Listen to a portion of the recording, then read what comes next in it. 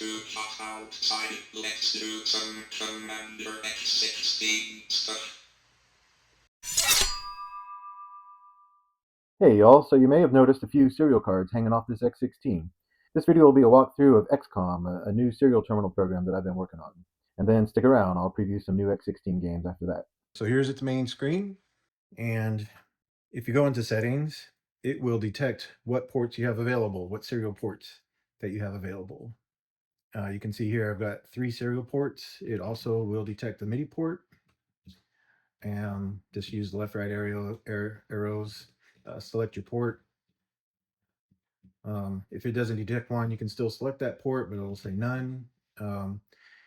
It doesn't do anything with the MIDI port. It's just alerting you that that port's there, and you probably don't want to select that. And you want to move your serial ports to something else, or move the MIDI port somewhere else. So it's just alerting you that you probably don't want to do that port. The MIDI port does use serial I/O, but it's at a different frequency than the serial ports. So let's see what I want to start off with. I'm going to start off with some local usage, just kind of uploading some files, showing how that works. Hit tab to kind of go through the options, change your baud rate. Inside the code, I really only support 8 baud rates, and later on I'll have a little editor program where we could edit the divisor rates. So if you need different baud rates for your application. Typically you always have flow control on. There isn't a lot of reason to turn that off unless you're talking to an old slow and really old system. You can pick whether you want to use the network interface, the YModem interface, or use the serial interface. All right, we're going to demonstrate the serial interface. So once you got your settings, and there's a little config file to set your default settings on how you like when you start up. But once you've got these set, now you can pick your terminal. You can go into the 80 column or 40 column, and I'll show off the CRT mode a little bit later. If you want to go to a CBM mode, you just hit left, right. There's different default modes. If you want to use the thin font, you can cycle through those. Custom is if you do have a file, there is a binary file. If you do want to plug in your own custom font, that option's available on both sides. Most people might like the uppercase graphics. Again, that's just what mode it starts in. If you get pesky codes, to switch character sets, the terminal is going to do that for you, but it'll stay within thin or normal, depending on what you have selected here. So let's set that normal. Here, the ANSI mode. So let's show some ANSI stuff. So the way I've arranged this is you have this console at the bottom and you hit Control up, down to cycle through that. So the terminal's up at the top. So as you can see, I'm in terminal mode, and I'm talking over here to this Pentium 3 system running Zoc under Windows XP. So let's say I say hello world. Now, I'm in 40 column mode. So say I want to switch that. You can hit Control Escape, go back, and say I can hit 4 or 3 if I want an 80 column mode. For this presentation, we'll go into the 80 by 25 mode. All right, again, I can resize a console once I'm in there. Kind of the blue section is what I'm calling the console area. It's not fancy. There isn't a help yet if you type in invalid command. But for example, I can do a directory listing. I can do what directory I'm in. I'm going to download some files. So what if I make a directory called test files, and I'm going to go into that directory, and you can see I don't have any files right now. So let's go back up to the terminal here, make sure it's still communicating. All right. Hello world, right? You see that showing up here on the Zoc terminal. And it can go the other way. Right. Okay. But say I want to download some files just across terminal interface here.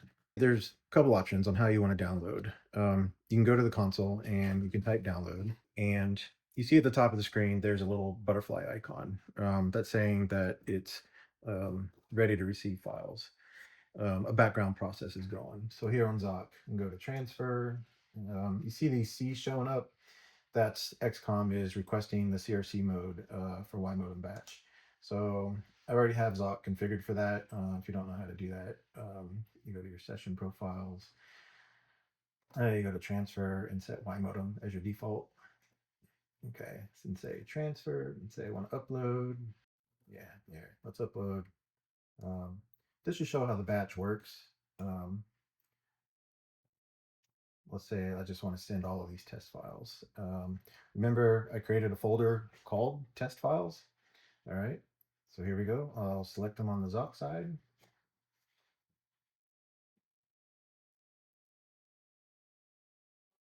Okay, we received a couple files already. There's not much you can do in the terminal right now when you're in, when you're in the download mode. If you hold on a minute, these test files, right? That's 130 bytes. Under YModem, it's like it takes longer to send the header block than it does the actual data, because the header block's 128 bytes by itself. Okay, now we're getting to larger and larger test cases. And once we get a good one, right, I'm going to show like a status feature. So here, this 9 kilobyte file, that took a few seconds. Gradually, okay. So I can show the status of this download, right? That thing's going, right? So instead of showing the status continuously, right, and taking CPU cycle for that, it's sending as fast as it can. I've seen as high as like 5K a second. If I type status 1, it shows that. It's kind of varying. This is over a wired null modem cable. It's saying, it's estimating about 40 seconds left for this 268 kilobyte file. If I do status 2, it shows how many bytes, I've actually come across. Again, I didn't want to show that continuously, so this is just a demonstration on the terminal interface, right? You're typing commands while you're actually downloading a file. So again, you see on the Zoc side, it's doing the transfer rate a little above 4 characters a second, 4 kilobytes a second. Status 1. One thing you can do is you can do a CLS command. You can clear the terminal. But main thing while you're downloading is you can really just status. If you know the name of a file that you've downloaded or that's in the working directory, you can use the type command. So let's say that file that we just downloaded. Let's see what that looks like. And there's the contents of that file. So this is just showing that it is kind of multitasking. I am downloading a file. Now, if you're in a download and you hit like Control Escape by accident, right? It's going to say you're busy because you've got that butterfly at the top reminding you that some background activity is going on. Okay, the last file completed, and the download doesn't stop. Notice in Zoc that it's still sending out the CRC request just to download more files. To actually stop the download, you actually have to type stop, right? And now the butterfly has gone away at the top, and the terminal is now just back into regular, go back up here and say hello, right? Just regular type mode. So that's one way to send files. Another way, if you, let's go back here. And yeah, I'm still back in the XCOMM. If you go back to the main menu, and now it has YModem download, and you can hit download. And this is sort of a higher speed. It's still YModem, but it doesn't have the console overhead. There's no kind of background processing here. So I'll show you how much faster it goes. I'm going to send these same set of files. If I say transfer upload starting at like the 117 file,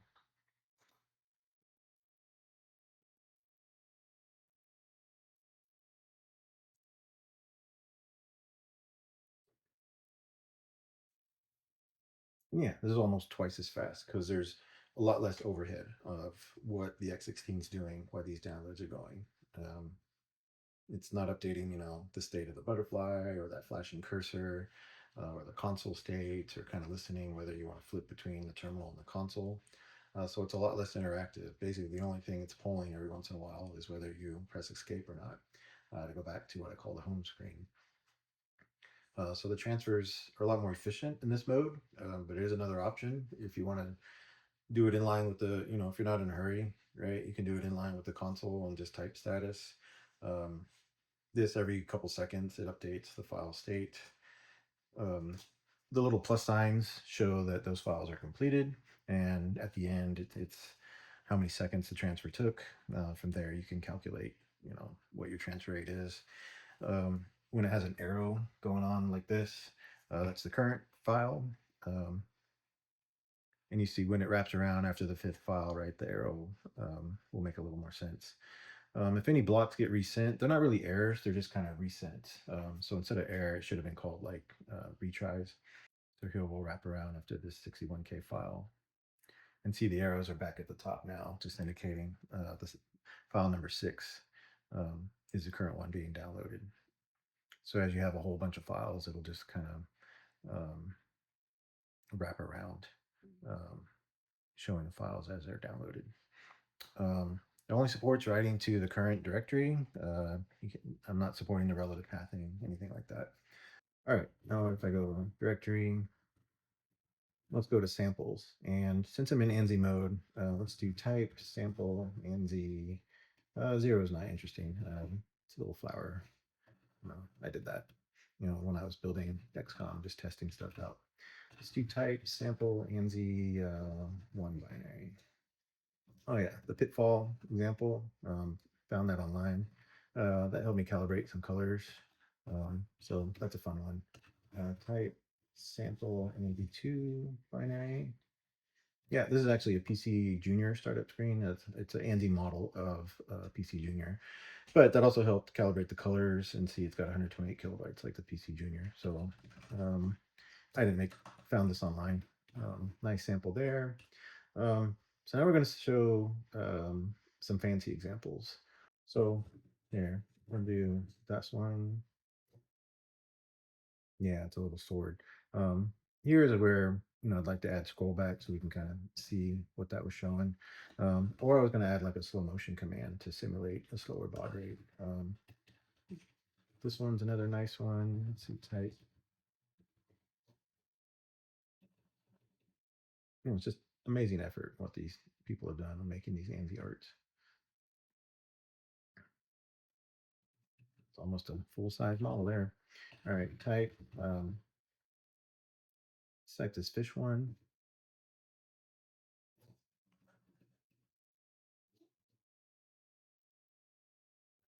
And then if you don't want to continue seeing the file, like you can stop it at any time.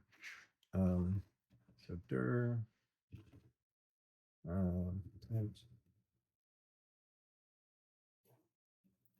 yeah. Here's another little sample one that I made, just demonstrating, a test case. The rest, there's a sample on VT52 there and the VT100 example. So I press F11 and I go to VT100 mode. I'll go back here and say type sample VT100. It's my little flower example. It does do reverse video and bold, but I'm not doing the flashing stuff. I kind of gave up on trying to do flash. And just to show it, VT52. Type sample VT52. Yeah, it's a nice level. It's actually 40 column. You see this ruler that I have. That's how you can tell it's 40 column. So if I go back, I'll say 40 column. Let's say type sample. Little animation. I guess I'll show you, you can delete files. So if I go to test files, if I want to delete all those test files, there they go. Now they're gone. And if I want to remove the test files directory, not RM, I did RD. And the test files directory is gone. I got some test files here. Let's get rid of those. Let's get rid of that. Okay, that cleans up that folder quite a bit. All right, next, let's actually get online to some BBSs. So I have a macro. I have macros defined. And I'll show the config file for that in a little bit. But the macro I have is to connect right to that BBS. Looking good. It did ANSI auto detect and showing, I'm the only user on right now. Log in. Yep. And nope. So I had to do some work to get the arrow keys working. Escape out of that. You can go to the Doors games, and it's got a few interesting ones there. I was playing the Pit a little bit earlier, but let's show like downloading a file. Um, we'll go to file mode. Say list. He's got a bunch of files. Dream Tracker. Like, yeah, I want that. Come on, Moodog. Yeah, I want that. So a way to list the files that I have in my batch. Edit batch queue. Oh, look at that. Even across groups, I can batch them. And there, it's showing the size of them. And remember, you have two ways to download. Like, you can still push Control Escape, go to the main menu, and download it through that, or you can use the download command in here. Before I start downloading, though, I'm going to say download files. And do you want the queued files? Yeah. You go ahead and press enter and select YModem. Do you want to disconnect? Nope.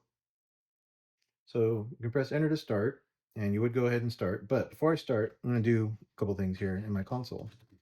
I'm going to make a directory, and I'll just call it, files, CD files.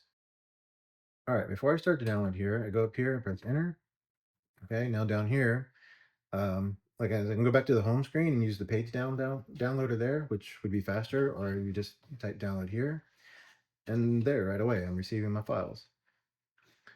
This is a real BBS, meaning I don't know how many files are coming. It's showing me there. I got 5 files in the batch. Yep, finished the first one. I think that second one was tiny.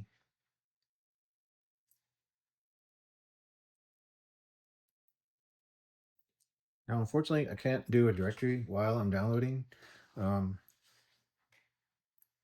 kind of too difficult for me to figure out the file name handling there because it's writing blocks at a time. There's probably a way to do it. I just ran out of time there to figure that out. The status of this file. So it's only, this is a large file. So the status 2, I mean, relatively speaking, it's a large file. Yeah, that's about right. So 80 would be about halfway through. This is estimating at a current rate. We're getting a little under 3K a second. So it's going to take another 40 seconds to finish that. Hey, I'm getting the Dream Tracker now. I'll say status. Yeah, it'll take, we got a little over a minute. So maybe I'll show the setup here. All right, I got the MIDI card over here, got 3 serial cards, showing the X16 handling, all slots full. This darker gray one is the null modem cable straight to the Pentium laptop with XP. This lighter gray one is connected to the other YModem that I have. I got 1 controller left. We're going to download some games later and show those. And I want to show the CRT on the next BBS that we connect to. All right, let's see a status here. 50. Pretty slow here. So status. Yeah, we're about halfway through. So another 48 seconds. Okay, while that transfer is going on, let's talk about some recent X16 drama. It's not all bad. Basically, TexElec will have a greater role of ownership of the X16 project going forward. Kevin has had a major role in the X16 development from the beginning, so he'll share more about this soon. The main exciting news is that there are X16 kits available. The rumor I hear is there are about 50 available, so grab one while you can. There's a basic kit for those who already have most of the components, and then there's a full kit for anyone who prefers to have everything in one order. All right, the file is done. Before you get back to the terminal,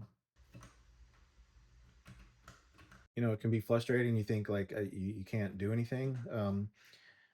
So in here you have to type stop. Now you're out of download mode. I'll type directory. Hey, look, I got all these files. Previously it was no files.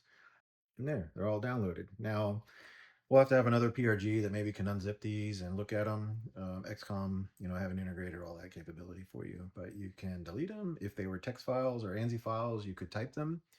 All right, so let's go back up to XCOMM and minimize this back down. And the download's done, so I'm going to hit Q. Cool, so we've downloaded some files in the background. So this next mode, XCOMM has an ANSI and a PETSCII mode. So we'll go 40 by 25, and I want to show something with Retro Campus that I thought was pretty cool. So Retro Campus has a special BBS mode for CBM systems. And again, back on the title screen, make sure you're in CBM mode. I'm going to go to 4025.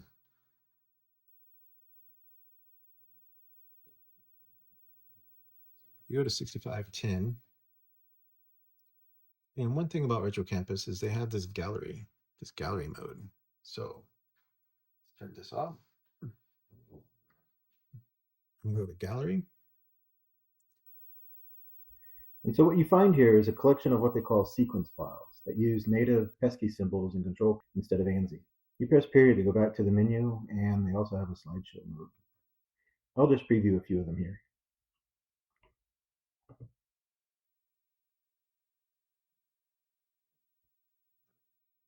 Alright, let's check out some new X16 software. At the very beginning of this video, there was a demo of SAM, the software automatic mouth for the X16, and the developer of that integrated it into this nice talking chess program, apparently based on the original microchess engine way back from the Kim 1.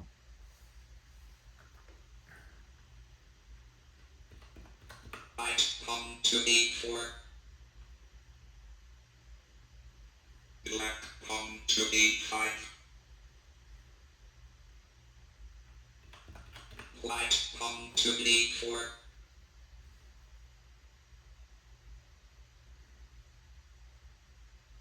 Black bishop to b4 check. Then that same developer went on to incorporate the same speech engine into a version of Berserk, a kind of tribute to one of the earliest talking PC games from 1980.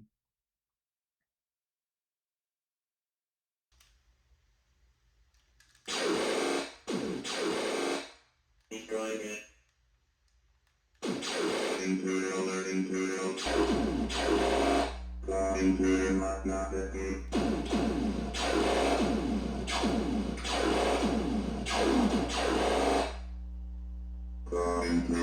Intruder alert, intruder alert. Last up is an original game by X16 veteran developer Mark Weidman. It's sort of a dungeon crawler, but with no active monsters, just traps. The code is done in assembly, and I'll add a link to it in the description. Well done as always, very polished and responsive controls.